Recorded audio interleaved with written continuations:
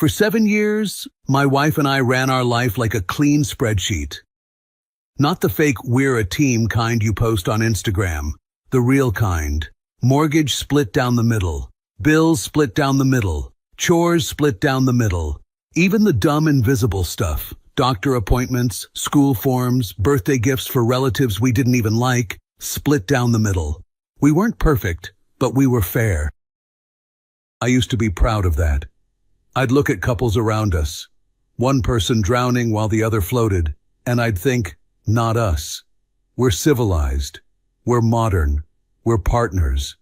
Turns out partners is a seasonal subscription. Mine got quietly canceled on a Wednesday. It wasn't a fight.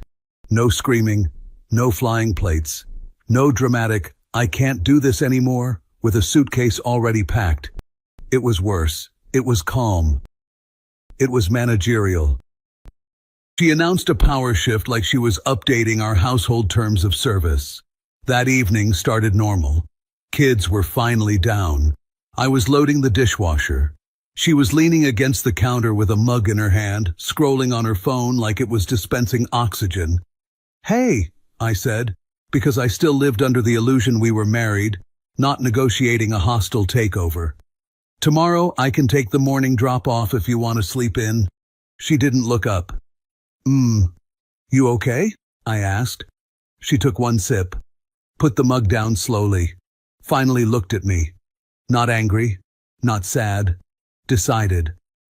"I've been thinking," she said. "In any marriage, those 3 words are the emergency broadcast system."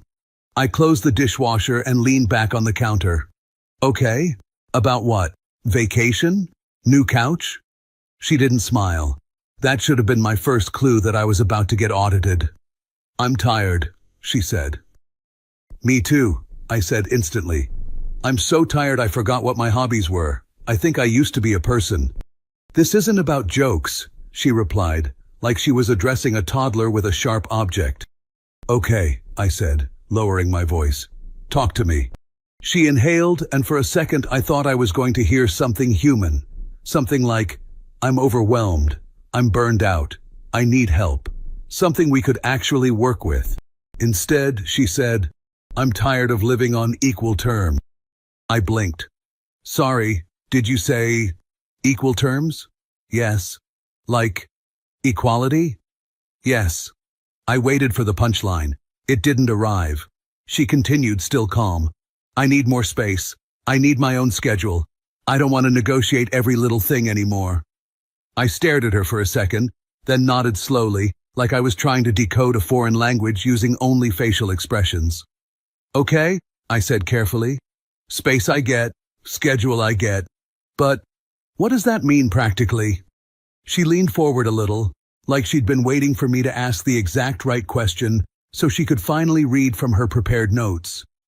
"It means the kids are going to be your responsibility. Fully. Morning routine, school drop-offs, pickups, bedtime, all of it." My mouth opened, then closed. I tried again. "All of it," I repeated. "Yes." "And the house?" I asked, already feeling my spine do that thing where it tries to exit my body. She nodded. "Your responsibility too." I let out a short laugh, because my brain was still trying to protect me from reality with comedy. "So you want to be a visiting investor?" She didn't react. "I'm serious," she said. "I need to not feel like I'm drowning in domestic life. I want time for myself. I have classes I want to take. I want to see my friends without checking a calendar like it's air traffic control."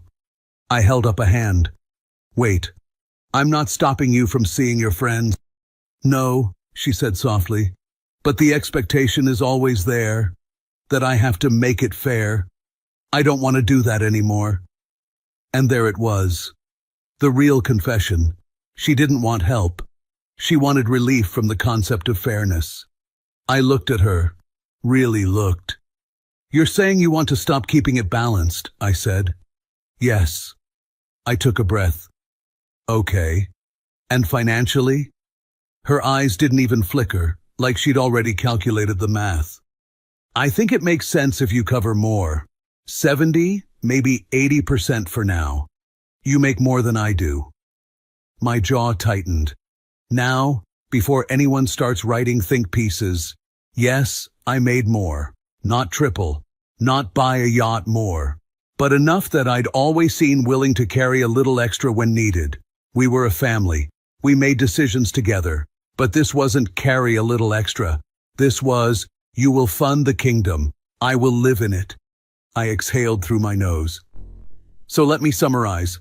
Kids, me. House, me. Money, mostly me. Your schedule? Untouchable. Is that the new constitution? She nodded once like a CEO approving a policy change. Then she delivered the line with the gentleness of someone offering a tissue after hitting you with a car. These are the new rules. Accept them or leave.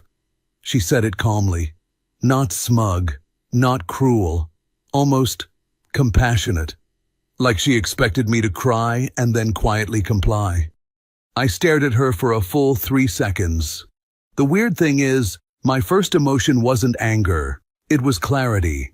Because when someone says accept it or leave, they're not negotiating. They're announcing that your consent is optional. I stepped away from the counter, walked to the table, and pulled out a chair. Sit, I said. She frowned. Why?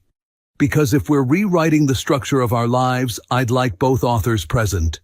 She hesitated, then sat across from me. Her expression was guarded now, like she suddenly remembered I had a spine. I clasped my hands together. Okay, I'm going to speak very clearly, so there's no confusion. Fine, she said. This is not a new reality, I said. This is an experiment. Her lips parted slightly. An experiment. Yes, I said. 30 days. She tilted her head. Why 30? Because if you're going to redesign our marriage into a solo performance for you and a support staff for me, I'd like a fixed trial period before I decide if I'm renewing. She rolled her eyes. You're being dramatic. No, I said evenly. I'm being structured. Different hobby. I leaned forward. For 30 days, we do it your way. I will not scream. I will not sulk. I will not sabotage. I will do the responsibilities we agree on, but I'm not accepting this as permanent. She crossed her arms. And after 30 days? After 30 days, I said, we sit down like adults, and we return to balance. And if I'm not ready? She asked. I didn't raise my voice. I didn't threaten. I didn't perform. I just said the truth. Then I leave. Her eyebrows lifted. You're going to leave your family because I need space? I nodded once. I'll accept temporary burnout. I won't accept disrespect. That landed. You could actually see it, like a small crack in the glass of her certainty. She leaned back, studying me like I'd started speaking in a new accent. You won't leave? She said almost gently. You're not that guy. I smiled, but it didn't reach my eyes. That's exactly what makes this a useful experiment. She shook her head and stood up, taking her mug like this conversation was a minor inconvenience. Do what you want, she said. I'm going to bed. She walked out of the kitchen. No slam, no theatrics, just quiet footsteps up the stairs. And I sat there at the table, listening to the house settle. The dishwasher hummed, the clock ticked, and in my head, a sentence repeated itself like a warning label. Accept them, or leave.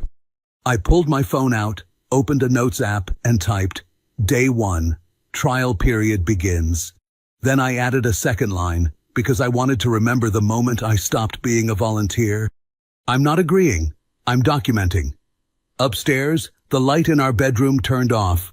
I looked down at my hands, then at the quiet kitchen, then at the hallway where the kids' rooms were. 30 days, not a punishment, not revenge, an audit. And tomorrow morning I was going to start exactly how I meant to continue, calm, consistent, and no longer overcompensating. Because if she wanted new rules, fine. Tomorrow was going to be very educational, for both of us. I got up the next morning at 6:03, not because I'm a motivated man of discipline and sunrise journaling, but because children operate like tiny hostile alarm clocks with legs. My son was already awake, standing in the doorway. "Dad," he whispered. "Buddy," I whispered back, because apparently we were in a covert operation now. "Why are you awake?" "I need water." "You have a cup in your room." "It's empty." "You know," I said, "when I was your age, I drank from a hose like a feral raccoon." He stared at me like I'd just confessed to a crime. "Water," he repeated. "Right. We're civilized now. My mistake." I got him water. Then my daughter came out, rubbing her eyes and already complaining about something I hadn't done yet. She's my people. "I can't find my other sock," she announced. "You have 2 feet," I said. "Wear one sock. Start a trend." "Dad." Okay. While I made them breakfast, I kept my ear tuned for footsteps upstairs.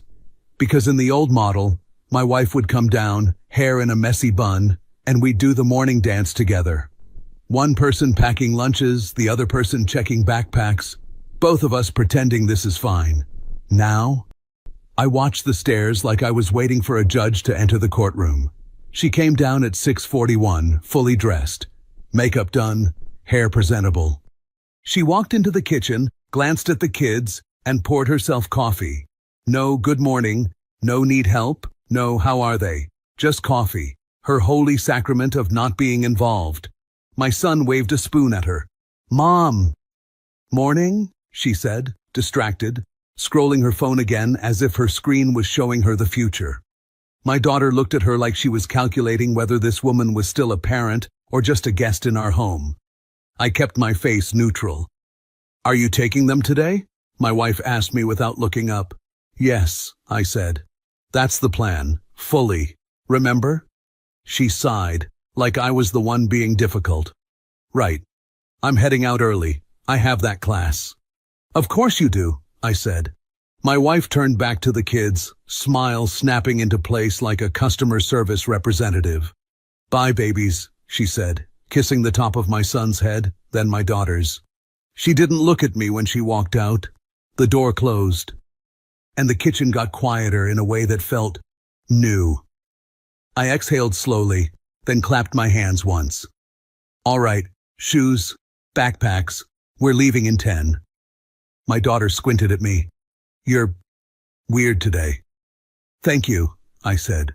"I'm trying a new personality." The first week was exactly what I said it would be. Basic responsibility. No hero performance. I did the drop-offs, I did the pickups, I cooked dinner, but I didn't audition for Husband of the Year. I cleaned, but I didn't scrub baseboards like I was trying to earn affection. I stopped doing the extra invisible stuff that used to make life smoother. No, "Hey, your mom's birthday is coming up, what gift should we get?" No, "I noticed the laundry detergent is low," not out of spite, out of math. If she wanted a new arrangement, she was going to get it exactly as written. Not upgraded, not enhanced, not emotionally cushioned. The first time she tested it was day 3. She came home at 7:30, hair slightly damp like she'd been at some inspirational cardio workshop where people clap for each other. The kids were in pajamas. The kitchen was fine, not a disaster, not a showroom. Dinner dishes were stacked neatly. The floor was swept, but not polished like a crime scene. She walked in, dropped her bag, and looked around with the cautious confidence of someone checking whether the staff did their job. "What did you guys eat?" she asked. "Food," I said. She blinked. "Okay. What food?" I nodded toward the stove. "Pasta." "What kind of pasta?" "The kind that gets eaten and turns into energy." "Very advanced." She frowned. "Why are you being like this?" "Like what?"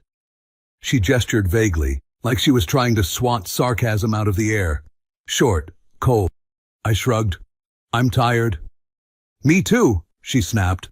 I looked at her. "You're tired? From what? Your class and resting?" Her eyes flashed. "Excuse me?" I held up a hand.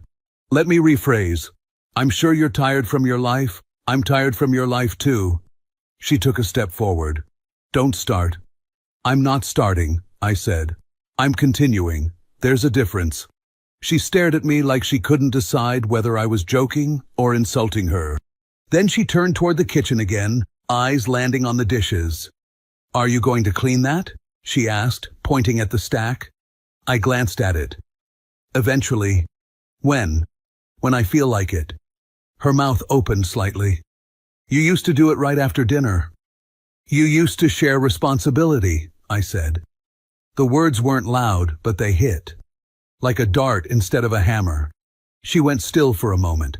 Then she forced a laugh that sounded rehearsed. Wow, she said. So this is what you're doing. Punishing me. I'm not punishing you, I said. I'm living the rules you wrote. She shook her head and walked past me, brushing my shoulder like she was physically pushing through a barrier of inconvenience. Day 5, she asked the question I knew was coming. I was chopping vegetables for dinner. Again, not gourmet, just functional adult food. She walked in and leaned against the doorway, watching me. Where's dinner? She asked, tone casual, like she was asking what time the mail arrived. I didn't look up. In the kitchen. She frowned. That's not an answer. It's literally an answer, I said. It's in the kitchen. You're standing in the kitchen. Congratulations, you found it. Her eyebrows shot up. Are you serious right now? I finally turned toward her. I'm not running a restaurant, I said. Dinner happens. It's not a performance. She scoffed. You used to care more. I nodded slowly. You used to share more. She went quiet again. And that's when I realized something important. She wasn't shocked that I wasn't doing everything. She was shocked that I wasn't doing everything with a smile. Because the truth is, in our old 50-50 life, I didn't just do my share. I did my share and then covered the emotional comfort layer. The reassurance, the compliments, the, it's okay, babe, the smoothing. I'd been balancing the balance. Now I wasn't. And it was making her itch. By day 7, the house was still functioning. The kids were fine. The world hadn't collapsed. But my wife's confidence had started to flicker. She kept asking small questions, tiny probes. What time did you pick them up? Did you sign the school form? What did you tell your mom about Sunday? Not because she cared. Because she wanted to see if I was still doing the invisible things that made her life effortless. And I kept answering the same way. Short, clean, non-emotional. The form is on the counter. I picked them up at pickup time. I told my mom the truth. That Sunday depends on our schedules. She didn't like that last one. She stared at me. What does that mean? It means, I said, I'm no longer managing your social calendar like I'm your assistant. Her eyes flashed. So you're just going to let things fall apart? I smiled slightly. No, I'm going to let things fall evenly. That night, after the kids were asleep, she walked into the kitchen again. Same position, same posture, like she was trying to recreate the moment she'd announced her new rules, hoping she'd regain that same calm dominance. She leaned on the counter. We need to talk. I washed my hands, dried them slowly, and turned to face her. Okay, I said. Talk. She hesitated. You're different. I nodded. Yes. I don't like it, she said, as if that should settle the matter. I waited. She stared at me, searching my face. Aren't you going to ask why? I held her gaze. Why don't you like it? Because you're acting like you don't care, she said. You don't ask where I've been. You don't ask how my day was. You don't try. I tilted my head, thoughtful. Then I gave her the line that had been forming in my head all week, clean as a blade. I care proportionally. Her face tightened. That's not how love works. I nodded once. Then don't turn love into a labor contract. She opened her mouth, then closed it. And for the first time since Wednesday night, she looked like she wasn't sure she'd won. Not because I was yelling, not because I was punishing her, but because she'd expected me to adapt by becoming smaller. And instead, I was becoming precise. And we were only a week in. Week 2 is when confidence starts leaking. By day 10, she began asking questions she hadn't needed to ask before. Not logistical questions, emotional ones. I was in the living room helping my son with homework when she came home early. Earlier than usual. That alone was interesting. She stood there for a moment watching us. "You're good at that," she said. "At math?" "At this." I didn't look up. "I've always been good at this." She shifted her weight. "I meant you seem comfortable." "Because I am." And I was. Not euphoric, not reinvented, just steady. The house wasn't collapsing. The kids weren't traumatized. Dinner was happening. Bills were paid. The apocalypse she predicted never showed up. That bothered her more than failure would have. Later that night, she sat across from me at the kitchen table. "You haven't asked where I've been all week," she said. "Correct." "Why?" "Because you said your schedule isn't up for discussion." She stared at me. "You're not even curious?" I shrugged lightly. "Curiosity is proportional to involvement." Her jaw flexed. "You used to care." "I still do," I said calmly. "Just proportionally." There it was again. She hated that word. Proportional meant measurable. Measurable meant accountable. And accountability wasn't part of her redesign. Day 12 was the first crack. Her friend Melissa came over. Melissa is the kind of person who speaks in slightly exaggerated tones, like every sentence might become a podcast clip. They were sitting at the dining table while I was in the kitchen making dinner. Melissa laughed and said loudly, "So what's the new arrangement? I heard you finally outsourced the house." My wife smiled. That smile. The one that's meant to look playful but carries a quiet edge. "He's basically the home manager now." They both laughed. I didn't react immediately. I plated the food, walked into the dining area, set the plates down calmly. "Temporary restructuring," I said evenly. "Not permanent." Melissa's smile faded just slightly. My wife stiffened. "We're joking." "Of course," I said. "Pilot program, results pending." Silence. Melissa suddenly became very interested in her water glass. That was the first time my wife looked at me like she wasn't entirely sure how this was going to end. That night she brought it up. "You embarrassed me." I clarified. "You made it sound like this is some kind of trial." "It is." She crossed her arms. "You're being dramatic." "No," I said. "I'm being accurate." And then I shifted the conversation where she didn't want it. "By the way," I added casually, "I adjusted the bill distribution." Her eyes narrowed. "What does that mean?" "It means if I'm covering 70 to 80%, ownership adjusts accordingly." "Ownership of what?" "Everything." She laughed, but it wasn't amused. "You're not serious." "I consulted someone," I said, "just to understand options." Her face changed, not rage, fear. "You talked to a lawyer?" "I gathered information," I corrected. "You're threatening divorce now?" "I'm assessing structure," I said calmly. "You changed the structure first." She stared at me like I'd pulled a weapon out of thin air. "You're overreacting," she said. "No," I replied. "I stopped overcompensating." That line hit differently, because that's what this really was. For 7 years, I hadn't just been equal.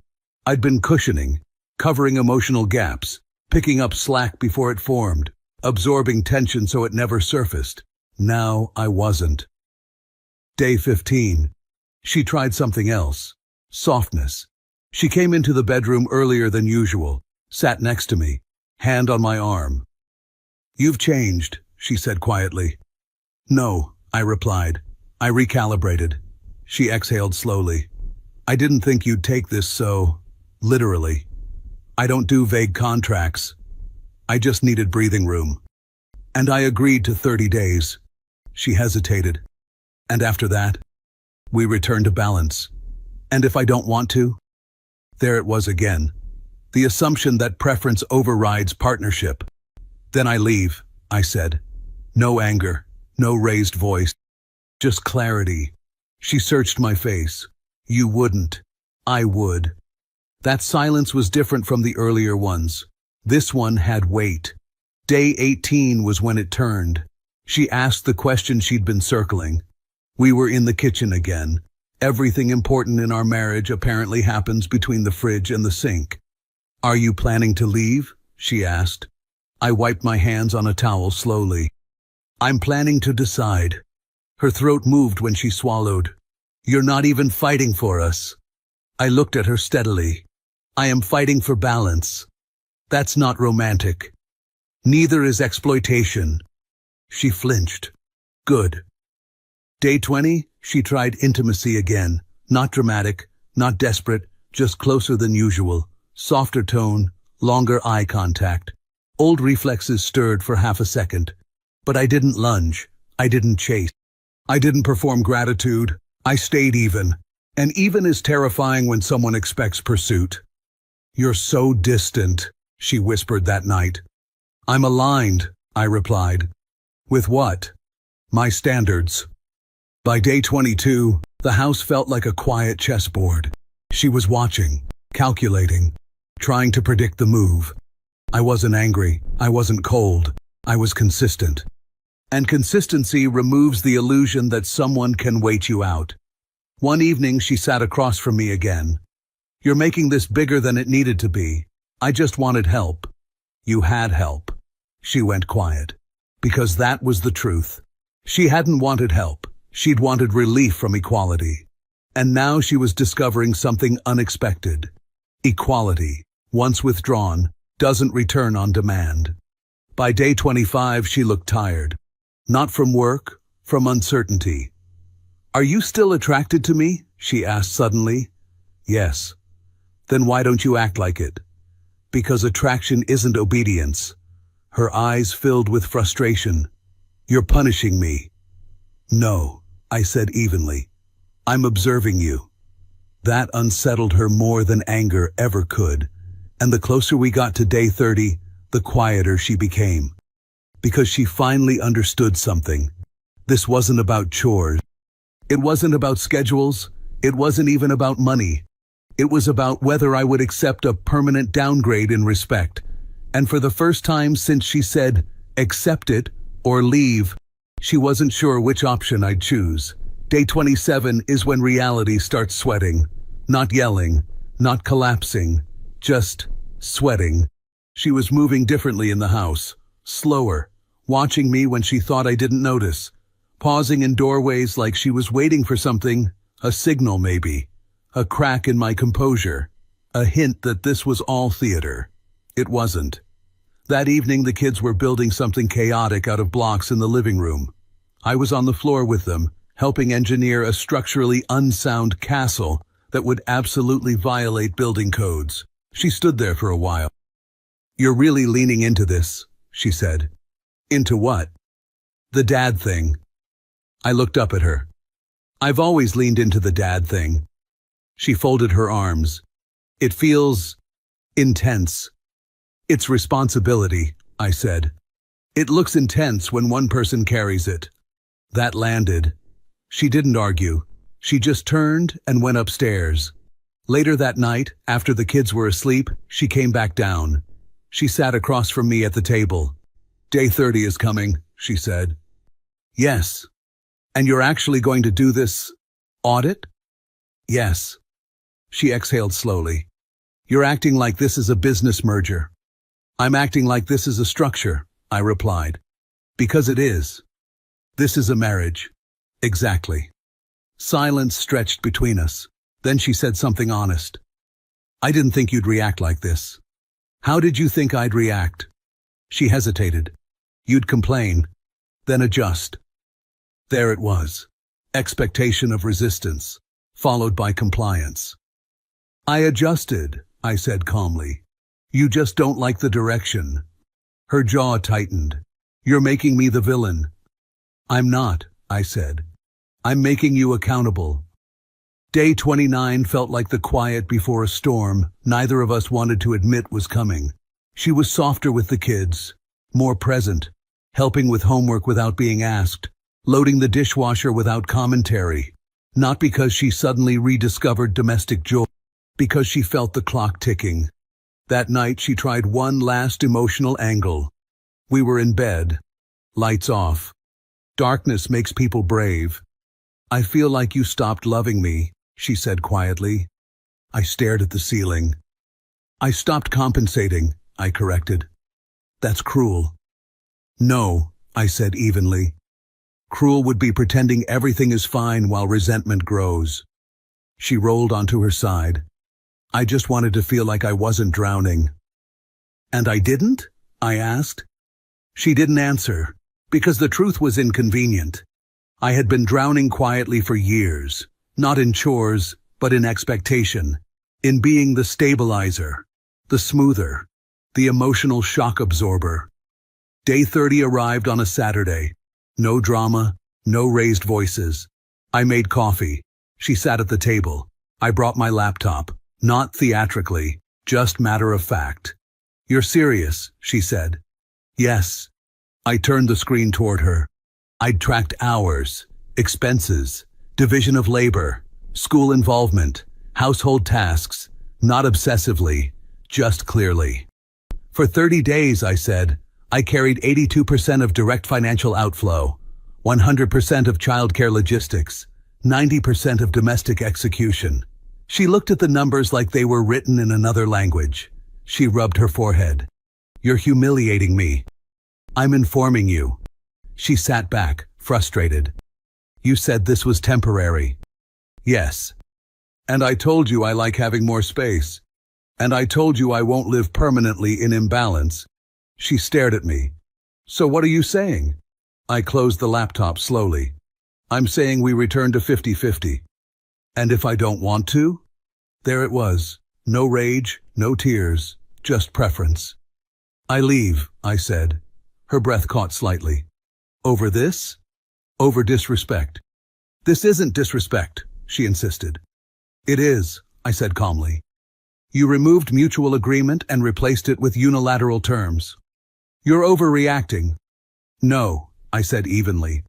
"I stopped overcompensating." She went quiet. Long quiet. Then she said the thing that ended it. "I like how it's been. I feel lighter." I nodded slowly. "I believe you." She looked confused. "That's it?" "Yes." "You're not going to fight?"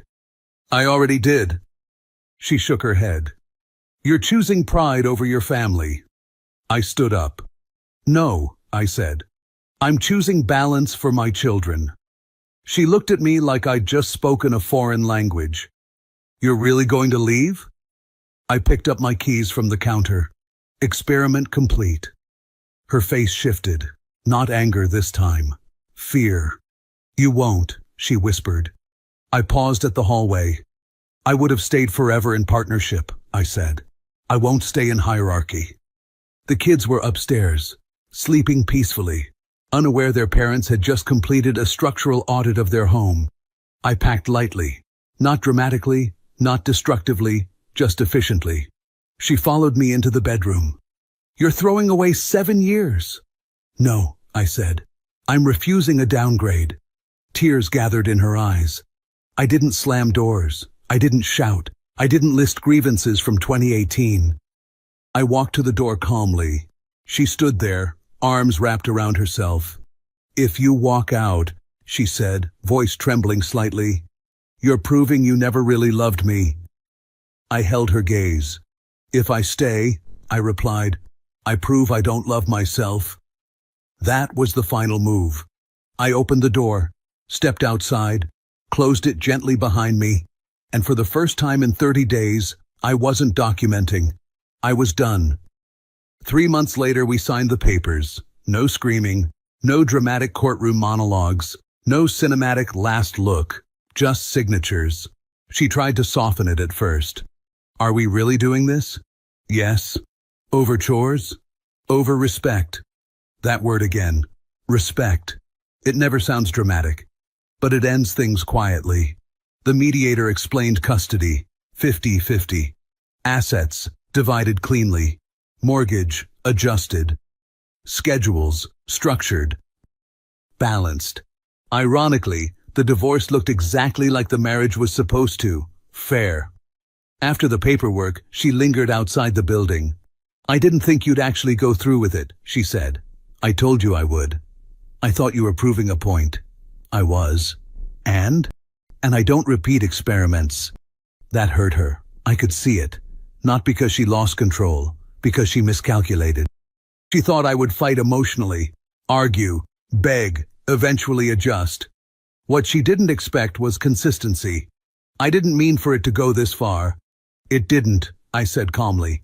"It went exactly as far as you drew it." Silence. "I just wanted space," she said, "and I gave it to you. Not like this. That was the only version where I kept myself." She cried softly, not hysterically, not theatrically, just realization. "I miss you," she whispered. "I know. You don't miss me?" I paused. "I miss the partnership," I said, "not the imbalance. The kids adapted. Kids care about presence, not marital ideology. When they're with me, I'm there, fully, not resentful, not exhausted from carrying invisible weight. And here's the part that surprises people. I'm not angry. Anger would mean I lost. I didn't. I left before resentment turned me into someone smaller. 6 months after the divorce, I ran into her at a school event. She looked lighter, but also more grounded. Responsibility does that when it's evenly applied. We spoke politely, no bitterness, no tension. Just two adults who once tried to run a life together and discovered they wanted different structures. I didn't leave because I stopped loving her. I left because love without respect turns into labor, and labor without consent turns into resentment. She wanted freedom from equality. She got freedom from me. Experiment complete. No repeats. If you felt this story hit hard, drop a like, subscribe for more, and share your thoughts in the comments. Your support keeps Steelheart beating.